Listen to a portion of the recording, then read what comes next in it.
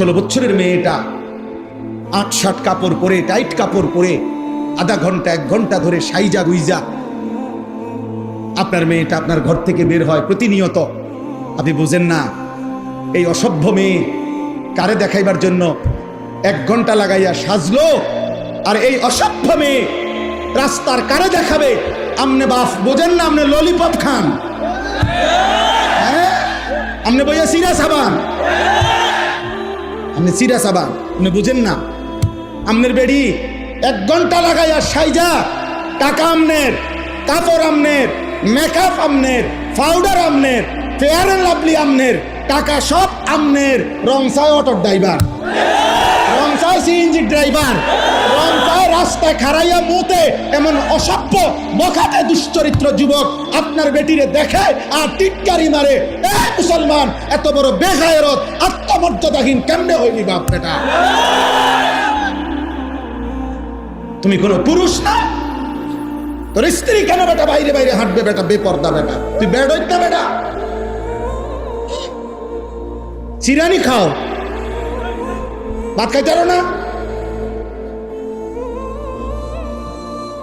আত্মসম্মান কোথায়? বেডি আমার বউ, বিয়ে করলাম আমি, রংসা মাংস ব্যাকল কোথাকার বেটা, বে বে করে বে বে করে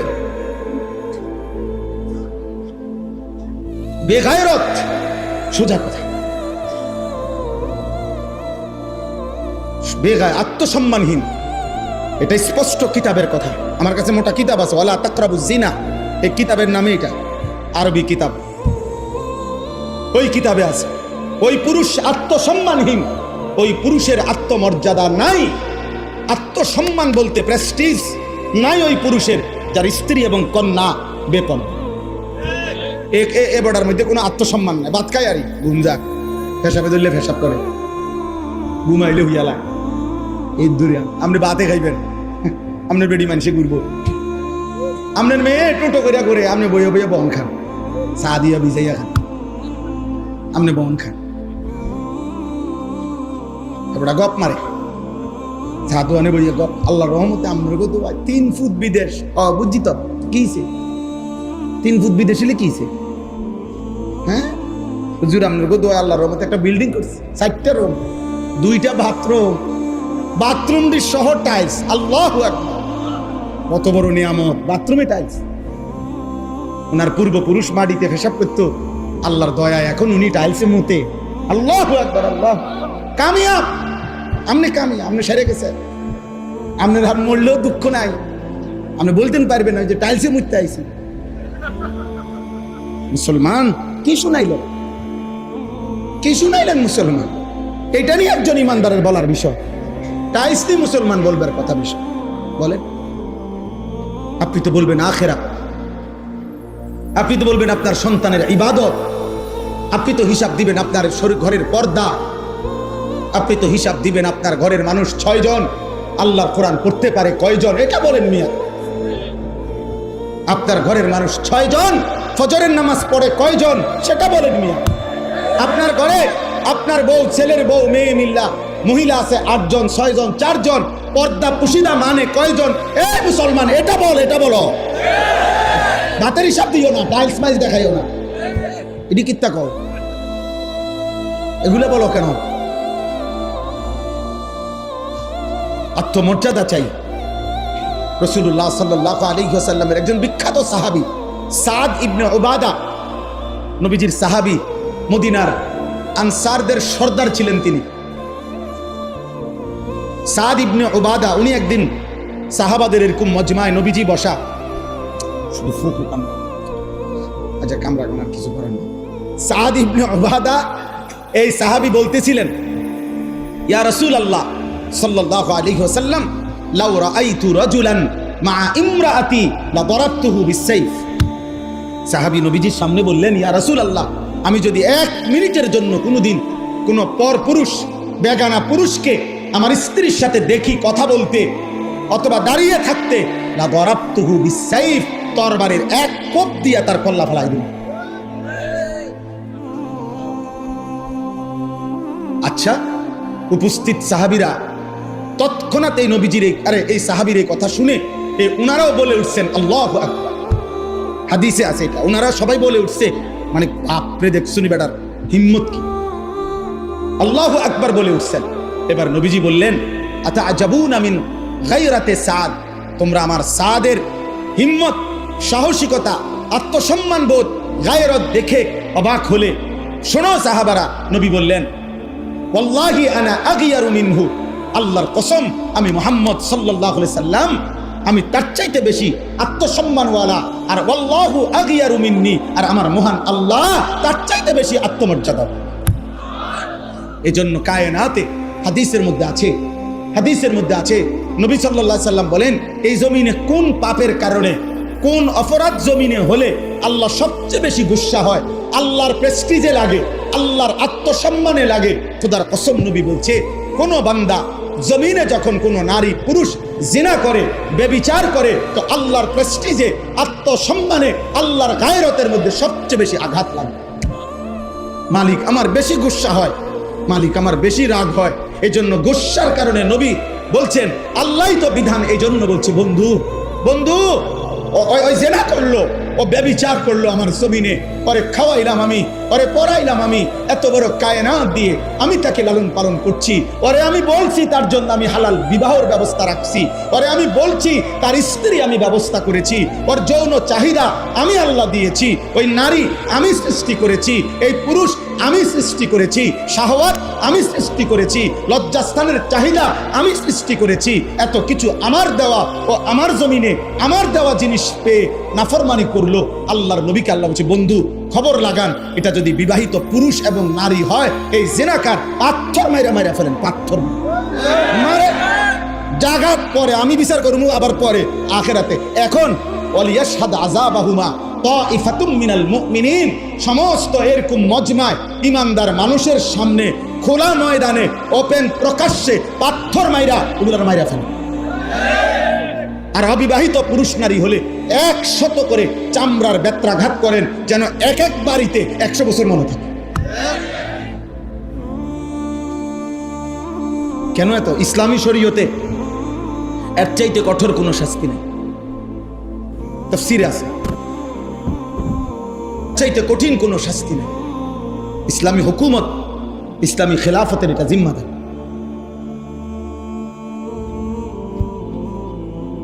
এজন্য এটা জরুরি। বাপ আমি যুবক ভাই তোমাদেরকে অনুরোধ করছি, মুসলমানের নওজোয়ান প্রিয় ভাই আমার, প্রিয় সন্তান আমার, যদি তোমার বাবা মাও তোমার খবর না রাখে, ধরে নাও তারা তোমারে ভুলে গেছে, কিন্তু আল্লাহ তোমারে ছাড়বে না। বাপ নারী দেখো না, নারী দেখো না বাপ, অশ্লীল ছবি দেখো না, মোবাইলের উলঙ্গ দৃশ্য দেখো না বাপ, তুমি বরবাদ হয়ে যাবা, তোমার দুনিয়াও শেষ হয়ে যাবে, তোমার আখিরাতও শেষ হয়ে যাবে। ইন্নাল্লাযীনা ইউহিব্বুনা আন তাশিআল ফাহিশাতু ফিল্লাযীনা আমানু লাহুম আযাবুন আলীমুন ফিদ দুনিয়া ওয়াল আখিরাহ। কোরআন শরীফের আয়াত, সূরা নূরের মধ্যে আছে। আল্লাহ বলছে যারা মুসলিম জনসমাজে অশ্লীলতা ছড়িয়ে দেয়, জিনা ব্যভিচার ছড়িয়ে দেয়, নারী পুরুষ ছেলে মেয়ের অবাধ বেহায়াপনা ছড়িয়ে দেয়, খোদার কসম আল্লাহ বলছে আমি ওয়াদা দিলাম তাদেরকে আমি কঠিন আযাব দেব, ফিদ দুনিয়া ওয়াল আখিরাহ, দুনিয়াতেও আখিরাতে। ওরে আমি বেইজ্জতি করে দেব, ওকে আমি অপমানিত করব, ওরে কষ্ট দেব, যদি ও লজ্জা পাবেই পাবে, আজ কিংবা কাল। এজন্য কোনো ব্যভিচারী, অসৎ চরিত্রের অধিকারী, নারী পুরুষের জিনা ব্যভিচার সহ হারাম সম্পর্ক যার, সে কোনোদিন সুখ পায়। তুমি খবর লাগাও, খবর লাগাও। কোন বিবাহ বহির্ভূত প্রেমের সম্পর্ক শেষ পর্যন্ত সুখকর হয় না, শেষ পর্যন্ত ফাসাদ লাত্তি ছাড়া আর কিচ্ছু তো। হ্যাঁ, 3 বছরের ভালোবাসা, 8 বছরের জানাশোনা, 9 বছরের দিন ফাসাদ লাত্তি, একটা লাত্তি, এরপরে মেও মেও করে কান্দে। আর আমার কাছে তো কত ফুলান কান্দে, আমি তো শত শত যুবকের সাথে আমার সম্পর্ক, মেও মেও করে কান্দে, সব শেষ, সব শেষ। এখন আমি হাফ প্যান্ট, যৌবনের ক্ষমতাও নাই, কোমরের ক্ষমতাও নাই, শারীরিক সক্ষমতাও নাই, আখিরাতও নাই। নাউযুবিল্লাহ, নাউযুবিল্লাহ। আল্লাহ হেফাজত করে, আল্লাহ হেফাজত করেন ভাইয়া। আখলাকের হেফাজত, আখলাকের হেফাজত, আখলাকের হেফাজত। নারী দেখো না বাপ, ছবি দেখো না, ছবি দেখো। দুশ্মন আজকে ষড়যন্ত্র করছে বাপ, ষড়যন্ত্র। ওরা বুঝছে মোবাইলের এই আসক্তির যুগে চারিদিকে আসক্ত, শাহওয়াত বেড়ে গেছে। শেষ পর্যন্ত দুশ্মন ষড়যন্ত্রের অংশ হিসাবে, ষড়যন্ত্রের অংশ হিসাবে আজকে পরিকল্পিতভাবে, সুনির্দিষ্টভাবে হিন্দু যুবক অসংখ্য যারা মুসলিম মেয়েদের সাথে হারাম প্রেমের সম্পর্ক গড়ে তাদেরকে বেইজ্জতি করছে, ধর্ষণ করছে, ব্যভিচার করছে, ইমানদার বোনকে শেষ পর্যন্ত লাঞ্ছিত করছে। ওরা জানে প্রেমের সস্তা অফার দিলেই কাজ হয়ে যাবে। দোস্ত আমার, বন্ধু আমার, অতএব দয়া করে সুকৌশলে এই কথা প্রচার করা হচ্ছে যে প্রেমের কাছে, ভালোবাসার সামনে ধর্ম টেনে আনা ঠিক না। সবার উপরে মানুষ সত্য, প্রেম সত্য, ভালোবাসা সত্য। আল্লাহ বলছে না বেটা, নবী বলছে খোদার কসম, বিবাহ বহির্ভূত, স্বামী স্ত্রীর ভালোবাসা ব্যতীত, স্বামী স্ত্রীর প্রেম ব্যতীত, বিবাহ বহির্ভূত ছেলে মেয়ে, নারী পুরুষের যেই কোনো সম্পর্ক, এটা জেনা, এটা জেনা, এটা জেনা, এটা জেনা, এটা ব্যভিচার, এটা ব্যভিচার, এটা ব্যভিচার, এটা বেহায়াপনা, অসভ্যতা ছাড়া আর কিচ্ছু। বিবাহ বহির্ভূত প্রেম হয় না, বিবাহ বহির্ভূত ভালোবাসা হয় না। ভালোবাসা শুধুই স্বামী স্ত্রী, ভালোবাসা শুধুই কি ওয়াজআলা বাইনাকুম মাওয়াদ্দাতাম ওয়া রাহমা। কোরআন শরীফ আল্লাহ বলছে, আমি আল্লাহ স্বামী স্ত্রীর মধ্যে দিয়ে দিলাম ভালোবাসা এবং দয়া মায়া।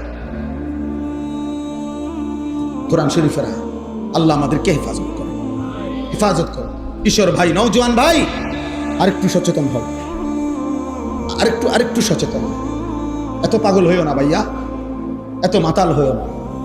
যে চাহিদা আল্লাহ দিয়েছেন ওই চাহিদা আল্লাহ পূরণ করুন। ক্ষুধা যিনি দিয়েছেন খাবারের ব্যবস্থা তিনি রাখছেন, তৃষ্ণা যিনি দিয়েছেন পানির ইন্তজাম তিনি রেখেছেন। ঠিক লজ্জাস্থানের চাহিদা যিনি দিয়েছেন হালাল পবিত্র স্ত্রী তিনি ব্যবস্থা রাখছেন। ওয়েট, তুমি অপেক্ষা করো, মিলে যাবে ইনশাআল্লাহ।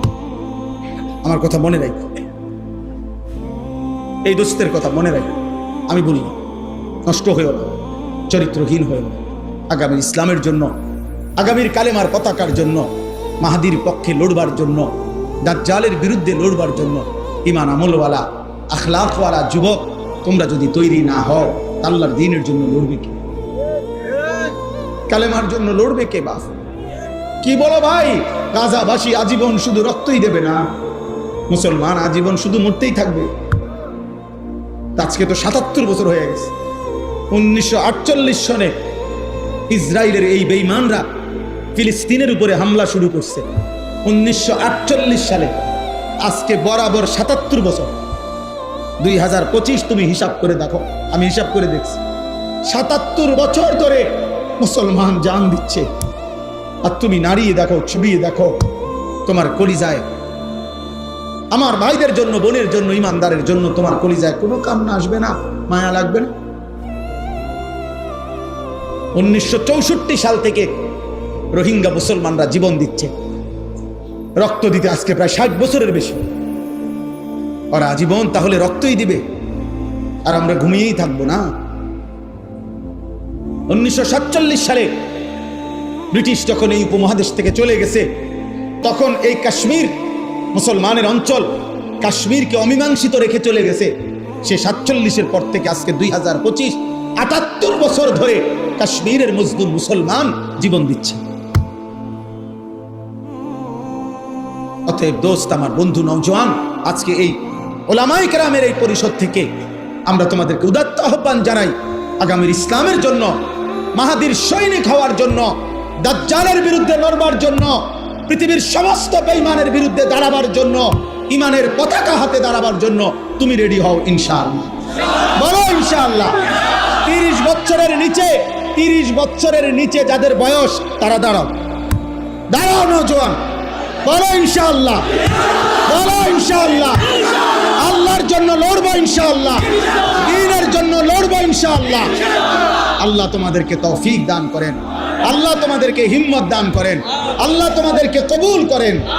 বউ ভাই, বউ বউ, বসো বাবা, বসো বসো।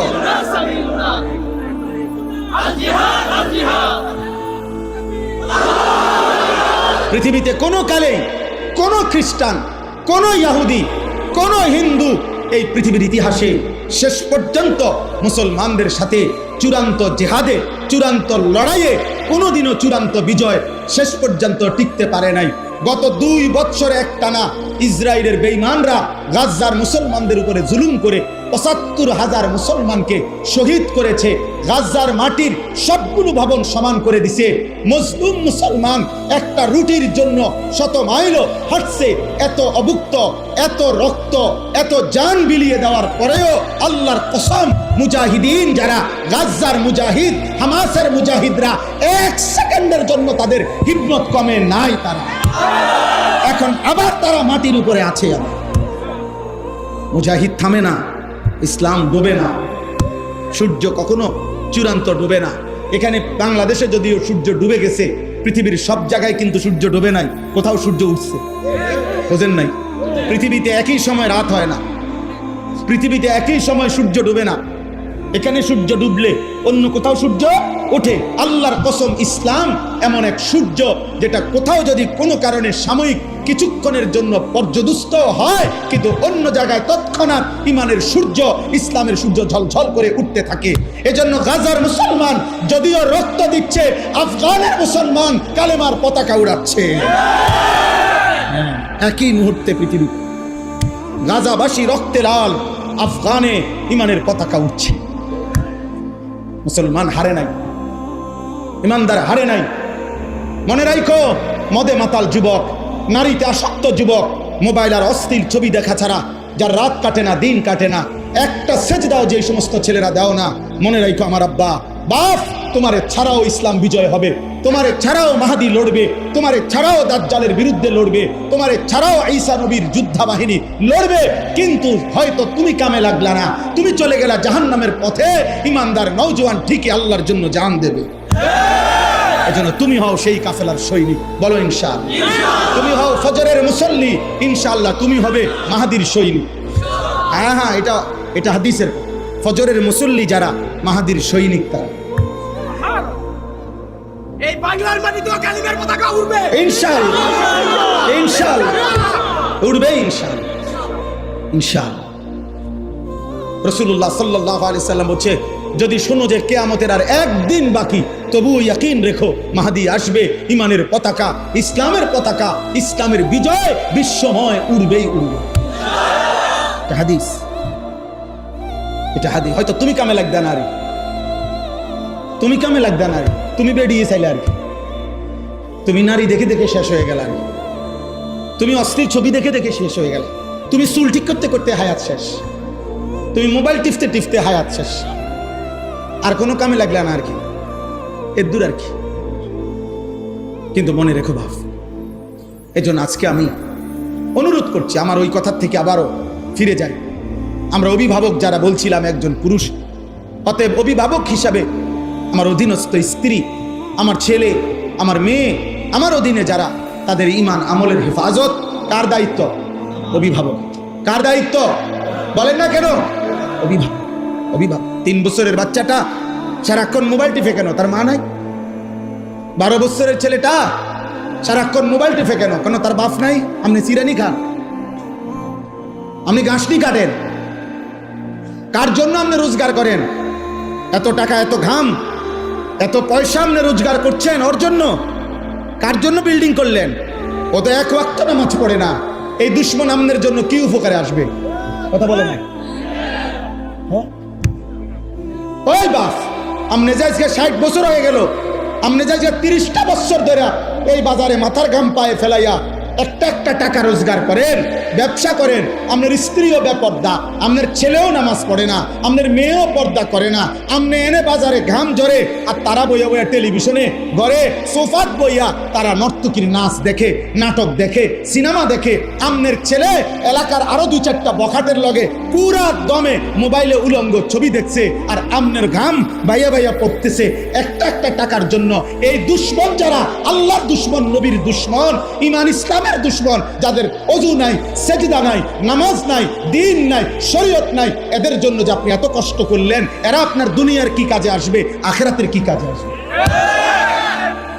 উপার্জনকারী, চাকরি, ব্যবসা, ক্ষেত খামার, দেশ বিদেশ যেমনে হোক, আমি কিছু না কিছু কি করি, রোজগার করি। অতএব আমাকে লক্ষ্য রাখতে হবে আমার উপার্জন যেন হালাল হয়, খাবার যেন কি হয়, হালাল। ইনশাআল্লাহ আপনি দেখবেন এই 3 জিনিস ঠিক নজর রাখলে আপনার আগামী গন্তব্য জান্নাত। আল্লাহ তৌফিক দান, আল্লাহ কবুল করেন, আল্লাহ হিম্মত দান করেন। মুআজ্জাজ হাজিরিন, আমি শুধু আয়াতের তরজমা বলছি। হুয়াল্লাযী খালাকাকুম মিন তুরাবিন সুম্মা মিন নুতফাতিন সুম্মা মিন আলাকাতিন। আল্লাহ তাআলা বলে, বান্দা আমি আল্লাহ যিনি তোমাদেরকে সৃষ্টি করেছি মাটি থেকে, অতঃপর বীর্য থেকে, অতঃপর জমাট রক্ত থেকে। আমি আল্লাহই ধীরে ধীরে 7টা ধাপে আমি আল্লাহ তোমাদেরকে মায়ের পেট থেকে, পৃথিবী থেকে বের করেছি। সুম্মা ইউখরিজুকুম তিফলান, যেদিন আমি মায়ের পেট থেকে বের করলাম সেদিন আমি তোমাদেরকে শিশু হিসাবে বের করেছি।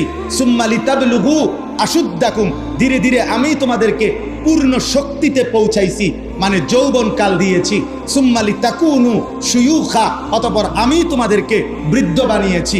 তাইলে আল্লাহ বললেন, বান্দা মনে রেখো, মাটিতে আমি তোমাকে আমিই রাখছি, বীর্যের মধ্যে তোমাকে আমিই রেখেছি, জমাট রক্ত, গোশতের টুকরা, হাড্ডির কঙ্কাল, গোশতের আবরণ, রূহ ফুঁকে দেওয়া, শিশুকাল, যৌবনকাল, বৃদ্ধকাল, এই সকল অবস্থার পরিবর্তন আমি করেছি। অমিনকুম মান ইউতাওয়াফা মিন ক্বাবলু, আমি কিন্তু সবাইকে যৌবন দেই না, সবাইকে বৃদ্ধ বানাই না, বরং অসংখ্য ব্যক্তিকে আমি আল্লাহ এই 3 স্তরে পৌঁছবার আগেই মৃত্যু দিয়ে ফেলি। কেউ ছোটবেলা, কেউ যৌবনকালে, কেউ বৃদ্ধকালে। মৃত্যু হয় কিনা? 3 বছরের বাচ্চা মরে তো, 30 বছরের যুবক মরে তো, 90 বছরের বৃদ্ধ মরে তো। ওয়ালিতাবলুগু আজালাম মুসাম্মা, আমি কিন্তু প্রত্যেককে আমি আল্লাহর নির্ধারিত হায়াত আমি পূর্ণ করে থাকি। কাউকে অকালে মৃত্যু দেই না, বরং আমার ফয়সালা মতে মৃত্যু দেই। ওয়ালাআল্লাকুম তাকিলুন, আল্লাহ বলেন এই যে বিচিত্র অবস্থা, একবার মাটি, একবার বীর্য, একবার জমাট রক্ত, একবার গোশতের টুকরা, একবার হাড্ডির কঙ্কাল, একবার গোশতের আবরণ, আরেকবার রূহ ফুঁকে দিলাম, আরেকবার শিশু বানাইলাম, আবার যুবক বানাইলাম, আবার বৃদ্ধ বানাইলাম, আবার অনেককে বৃদ্ধ পর্যন্ত নিলাম, অনেককে তার আগে আগেই মৃত্যু দিয়ে দিলাম। এই সবটা আমি আল্লাহ কেন করছি? এমন রকমের ওয়ালাআল্লাকুম তাকিলুন, যেন তোমরা বুঝতে পারো, বুঝতে পারো, বুঝতে পারো। কি বুঝতে পারো? যেন তুমি বুঝতে পারো আমার এই শরীর, আমার এই দেহ, আমার এই জীবনের উপরে আসলে আমার কোনো নিয়ন্ত্রণ নাই, আমার কোনো ক্ষমতা নাই। শিশু আমি কেন হলাম? আল্লাহ চেয়েছে। যৌবন আমার কেন পেলাম? আল্লাহ চেয়েছেন বলে। বৃদ্ধ আমি কেন হলাম? আল্লাহ চেয়েছেন বলে। আমি কেন হাসলাম? আল্লাহ হাসায় বলে। আমি কেন কাঁদি? আল্লাহ কাঁদায় বলে। আমি কেন সুখে আছি? আল্লাহ সুখে রাখছে বলে। আমি কেন দুঃখে আছি? আল্লাহ দুঃখে রাখছে বলে। আমি কেন সুস্থ আছি? আল্লাহ সুস্থ রাখছে বলে। আমি কেন অসুস্থ হলাম? আল্লাহ অসুস্থ করছেন বলে। আল্লাহ বলে, বান্দা অতএব তোমার যেহেতু কোনো অধিকার নাই, বরং আমার হাতে সব, আমার হাতে সব, আমার হাতে সব। অতএব তোমার আকল আর বুদ্ধি বিবেক দিয়ে তুমি ভাববা। ইনসাফের দাবি, বিবেকের দাবি, আকলের দাবি এটা যে আমি আল্লাহরই গোলামি করা, আমার ইবাদত করা, আমার হুকুমই মানতে। এটাই সত্য। না তুমি তো তোমার কোনো কিছুর অধিকার নাই। আমি মন মতো বুড়ে যেতে পারবো? কথা বলেন না কেন? আমি মন মতো হায়াত টিকতে পারবো? তাহলে আমাদের নিজস্ব কিছু করার ক্ষমতা আছে? অতএব কার গোলামি করা উচিত? কার হুকুম মানা উচিত? এই কথাটাই আল্লাহ। অতএব আমরা প্রত্যেকেই নিজের যৌবনকে কদর করব, নিজের ঈমান আমলকে হেফাজত করব, আখলাককে হেফাজত করব। আজকের এই তিতাস উপজেলা উলামা পরিষদের এই বর্ণাঢ্য আয়োজন আল্লাহ বরকত দান করেন, আল্লাহ তাআলা কবুল করেন। আল্লাহ তাআলা এই নওজোয়ান সহ উলামায়ে কেরাম সকলকে